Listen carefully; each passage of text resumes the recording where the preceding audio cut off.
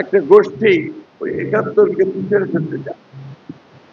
৭১-কে পিছনে ফেললে আমি আমার অস্তিত্ব চর্চা করব। সেই জন্যই আমি সবসময় এই কথা জোর গলায় বলি, ৭১ হচ্ছে আমার মূল অস্তিত্ব, এটাকে নিয়েই আমাকে দিতে হবে। এখানে আমরা ওই ১৯৭১ সালে হিন্দু, মুসলমান, বৌদ্ধ, খ্রিস্টান সব একসাথে এক হয়ে আমরা স্বাধীনতা যুদ্ধ করি। এখানে ধর্মকে ব্যবহার করে মানুষকে বিভ্রান্ত করার চেষ্টা করা,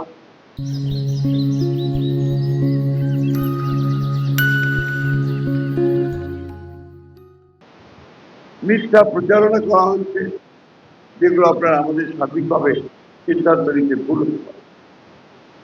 প্রিয় ভাই বোনেরা, নির্বাচন একটা ৫ বছরে একটাই আসে, আর যে ভোট আমরা দিই এই ভোটকে কিন্তু বলা হয় পবিত্র আমানত।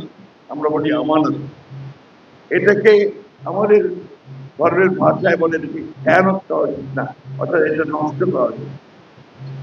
আমরা সেই ব্যক্তিকেই ভোটটা দিব যে ব্যক্তি সঠিকভাবে সেই ভোটের মর্যাদা রক্ষা করবে।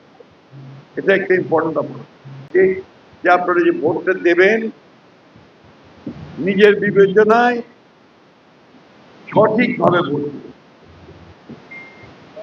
কারণ বিভিন্ন ভোটের সময় মানুষ বিভিন্নভাবে মানুষকে বিভ্রান্ত করে। আপনার কাছের লোকটাকেও চিনতে ভুল বুঝায় বিভিন্ন হবে। দুর্ভাগ্যজনক ভাবে আমাদের ঠাকুরগাতেও সেই কাজটা হচ্ছে।